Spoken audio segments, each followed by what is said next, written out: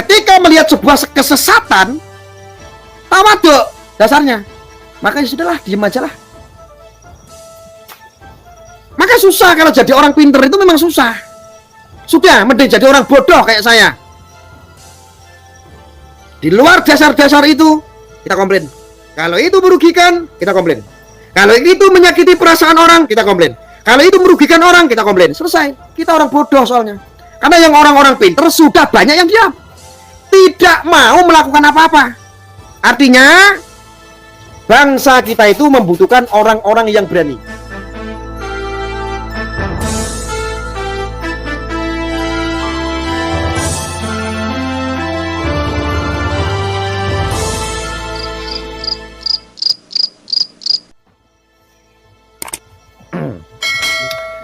Jadi saya hanya sedikit membukakan sebuah kisi-kisi agar ini orang-orang yang saya sindir ini bisa sadar gitu. Kebangkitan orang-orang pribumi. Bangkitnya orang-orang pribumi, marahnya orang-orang pribumi itu ketika apa? Ketika orang asing atau yang disebut orang-orang, lebih khususnya orang-orang yang bukan pribumi ini sudah terlalu ugal-ugalan. Jadi yang disebut ugal-ugalan gitu ya, ugal-ugalan itu ya menganggap dirinya itu majikan, menganggap bahwa orang-orang pribumi itu budak. Itu yang tidak akan pernah didiamkan oleh orang-orang pribumi. Tetapi memang saat ini itu kejadian ya, betapa bodohnya orang Indonesia itu, masih banyak orang-orang yang bodoh. Orang-orang pribumi sendiri itu masih banyak orang-orang yang gampang diperbodoh oleh apa, balutan-balutan yang menggunakan kemuliaan-kemuliaan agama. Jadi seandainya orang Indonesia itu mayoritas agamanya Islam, ketika penjajah menggunakan kedok agama Islam, orang Indonesia akan siap jadi budaknya, akan siap jadi kacungnya itu. Hati itu. Maka bangkitnya orang-orang pribumi itu ketika orang-orang pribumi, ulama-ulama pribumi, kiai-kiai pribumi itu sudah dinistakan, sudah dihinakan, sudah dikawekan. Tahu kawe nggak? Kawe itu ya dianggap inilah statusnya itu tidak original gitu, tidak asli jika dikawekan. Bahwa kiai-kiai ulama itu tidak aslikan gitu. Aku tuh sayangnya itu bukan orang akademisi, jadi kalau ngomong itu susah sebetulnya. Tapi semua ada di sini, semua ada di sini, dan semua itu ada di sini. Karena saya bukan orang akademisi, jadi ngomongnya ya bahasanya bahasa yang lumrah aja, yang lazim sajalah, seperti orang-orang awam pada umumnya. Nah, ini kekurangan saya. Maka banyak sekali orang yang menghujah Arya itu orangnya bodoh. Memang saya bodoh. Kalau saya pintar, kalian saya makan semua kalian. Saya jejel semua pakai kitab kalian. Nah, makanya belajarlah dari orang bodoh seperti saya. Orang yang bodoh seperti saya bisa melakukan sesuatu. Masa ada yang pintar nggak bisa melakukan sesuatu?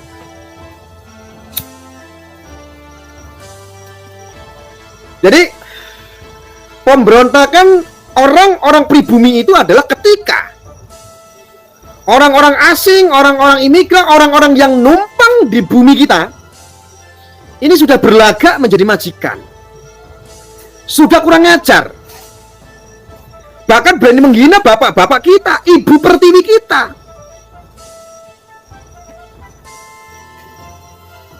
Maka saya singgung yang tadi, kebodohan orang-orang pribumi adalah gampang ditipu.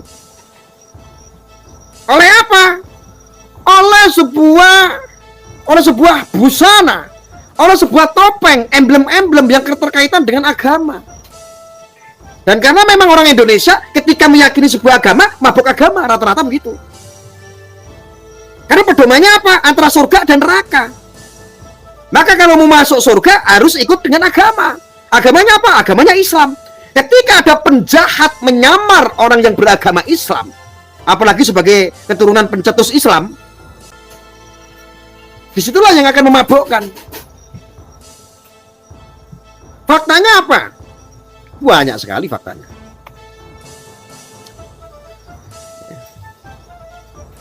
Ya untuk orang-orang kalau ingin membela, untuk bela negara itu memang nggak butuh pinter, nggak butuh. Orang kalau mau bela tanah air nggak butuh pinter, butuh keberanian.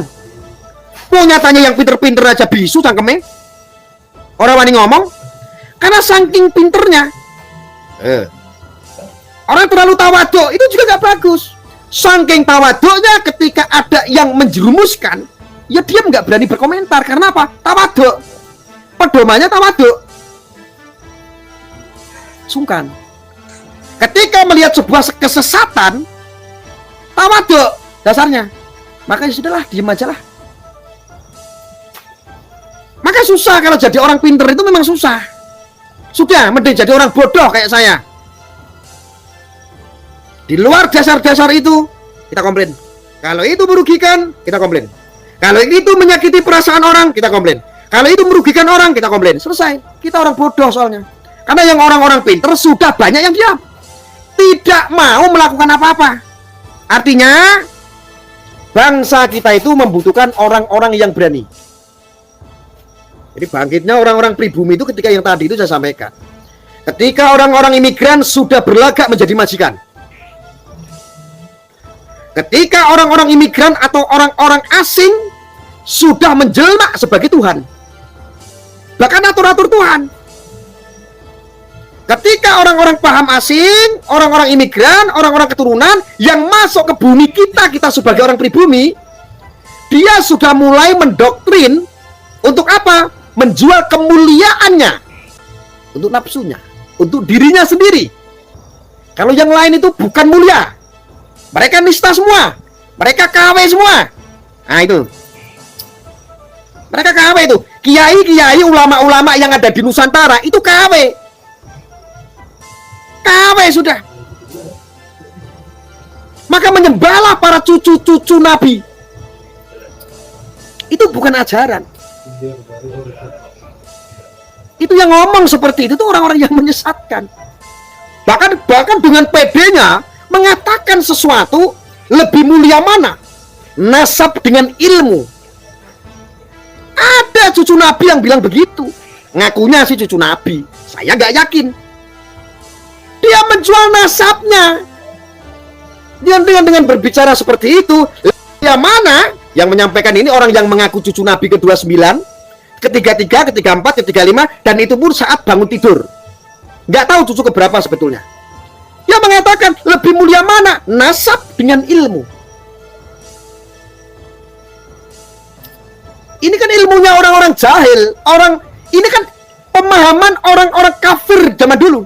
Orang-orang jahil, atau yang disebut jahil, kafir Quraisy, atau yang disebut zaman jahiliyah. Itu adalah zaman kebodohan, zaman batu. Nah, orang kok membandingkan antara nasab dengan ilmu. Yang menyampaikan, yang mengaku-ngaku cucu Nabi, ujung-ujungnya jawabannya adalah lebih mulia nasab ketimbang ilmu. Loh, ini adalah sebuah doktrin bagi orang awam. Ini adalah doktrin jahil. Yang menyampaikan orang jahil, yang mempercayai juga orang-orang jahil alias orang bodoh. Ini kan gak apple to apple gitu loh. Harusnya kalau memperbandingkan itu, lebih mulia mana ilmu dengan adab. Adab itu dibentuk karakternya karena memahami sebuah ilmu. Jadi akan lebih ke adab. Allah di depan Allah nanti kita mempertanggungjawabkan apa perilaku kita, perbuatan kita di dunia. Adab ini yang akan mempertanggungjawabkan awal akhlak kita. Adab ini hasilnya dari mana? Adab ini hasilnya ya dari ilmu. Lah kok dibandingkan dengan nasab, itu sih artinya Anda ingin menjual darah Anda, supaya darah Anda itu yang tadinya itu darah ayam, pengen ngakunya apa? Yang lebih mahal itu darah apa ya kira-kira ya?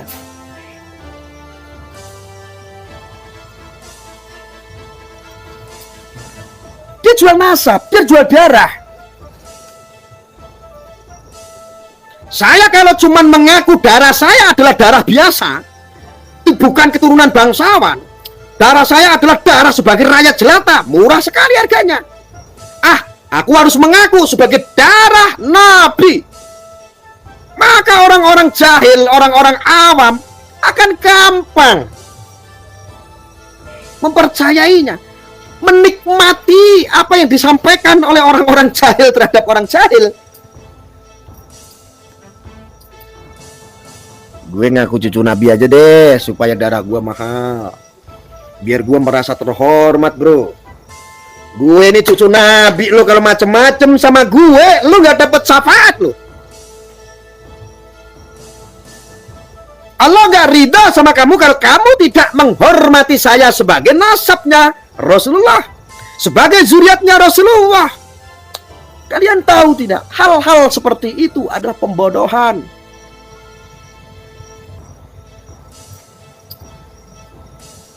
Ayo saudara, kita kedepankan sanad keilmuan ketimbang apa? Nasab.